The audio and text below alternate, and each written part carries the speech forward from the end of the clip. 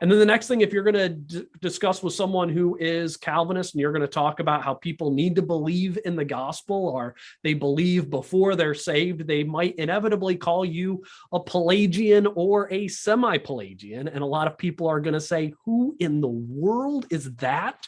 And why am I being accused of being with him? So, David, can you tell us what it means to be Pelagian or Semi-Pelagian and why that accusation shouldn't stick? Well, yes. And let me begin by saying that at the very end of our book, in an appendix, there is that short appendix entitled Semi-Pelagianism, the Theological Catch-All. And it's a very important 3 or 4 pages on the subject. And I'll just simply summarize it. But before in order to answer that question, we have to identify what is Pelagianism before we can answer the question and the charge of Semi-Pelagianism against those who are non-Calvinists that is often made by Calvinists. Well, simply put, the heresy of Pelagianism is that anybody can take the first steps, the initial steps towards salvation by their own efforts apart from divine grace. And all Orthodox Christians deny that. You can't accept that or affirm that and be an Orthodox Christian. And Augustine was, of course, right to point out that Pelagius was clearly unbiblical on that. So Semi-Pelagianism, however, is a term that's very popular, and many labor under the mistaken notion that this term originated during Augustine's debates with Pelagius. That is actually false. In fact, if I were to ask your listeners who was the first person to ever use the term Semi-Pelagian, they likely would not know, but they would probably be shocked to discover that the first person to use that term and the first usage of that term was Theodore Beza in 1566. And at that point, he was applying it to the Roman Catholic view of grace and human will. And so what Beza was saying at that point is that the central tenet of Semi-Pelagianism is that it attributes salvation partly to God's grace and partly to human effort. So kind of a half and half. All right. And again, you have to have this background for me to carefully or correctly answer your question. Then in 1571, a Roman Catholic by the name of Nicholas Sanders began to use this term, Semi-Pelagian, with a shift in meaning from the way Beza used it. He began to apply the term to the debates in the 4th and 5th century, actually the 5th century, with the Massilians. And the Massilians held to a certain number of things that need to be clearly understood as to why he's calling them Semi-Pelagians. The Massilians considered Pelagius a heretic. So the first so-called Semi-Pelagians clearly considered Pelagius himself a heretic, but the Massilians differed with Augustine on some things. They agreed with Augustine on some things, the nature of original sin and so forth, the initiation of salvation, it must be of God. But the Massilians also had some questions about Augustine's views on predestination and divine foreknowledge. And so, as has been pointed out by many, the term Semi-Pelagianism, in terms of its actual meaning, could just as easily be called Semi-Augustinianism, because the Massilians were not rebelling against everything Augustine said, just like we're not. Non-Calvinists don't disagree with everything Augustine said, but we do disagree with the later Augustine on the issue of freedom of the will, as did the Massilians, and we disagree with Augustine's concept of unconditional election. So did the Massilians. So Semi-Pelagianism becomes a catch-all term in the post-Reformation era, and by the 1680s, it had lost its original meaning and gotten stretched into a number of views, or a number of nuanced views. But the point is, there really was no theological position called Semi-Pelagianism in the 5th century. and even into the 6th century. There were those who advocated some of the theology of what's traditionally now described as Semi-Pelagianism.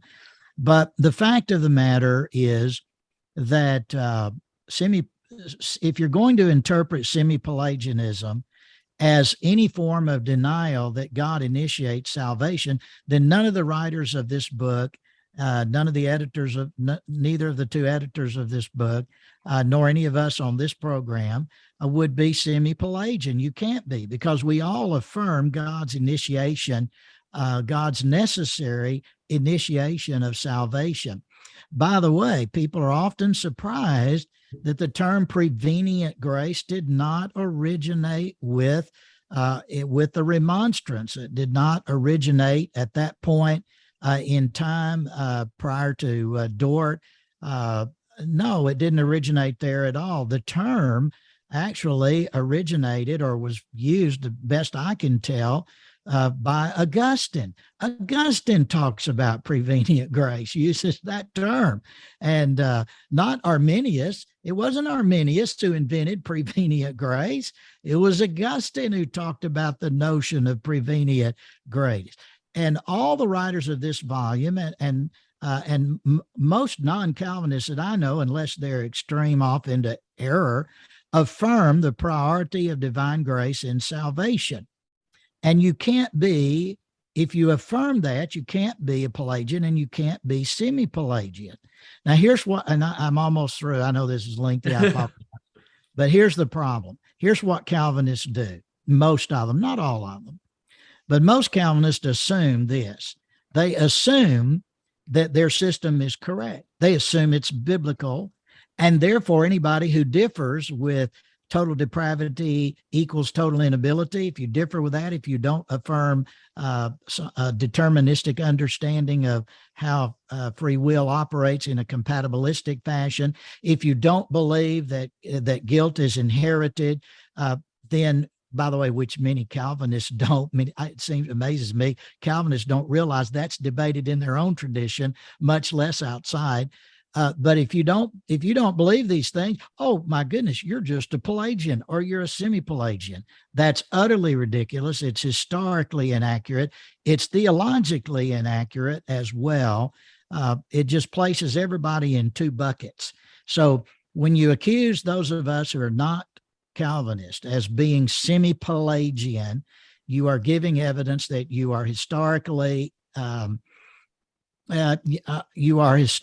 behind the times, or you don't understand history and you don't really understand the meaning of the term Semi-Pelagian either. So frankly, it's not possible to shackle us with the entailment or the direct accusation that we are Semi-Pelagians. The Calvinists read that into our beliefs, but they don't find it there. They read it into it, but they don't find it there. So would you say then, Dave, that the best response if someone were to accuse me or you of being Semi-Pelagian would be to just first ask them, what is a Semi-Pelagian? Ask them what they mean by Semi-Pelagianism. That's the first thing, because the word is used in a lot of different ways now and has been since 1680 to today. So you need to ask them, what do you mean by Semi-Pelagianism? And find out what their understanding or definition of it is. And then you can answer the question, even if you don't know the history of the usage of the term. Once you know how they're using it, you can then respond.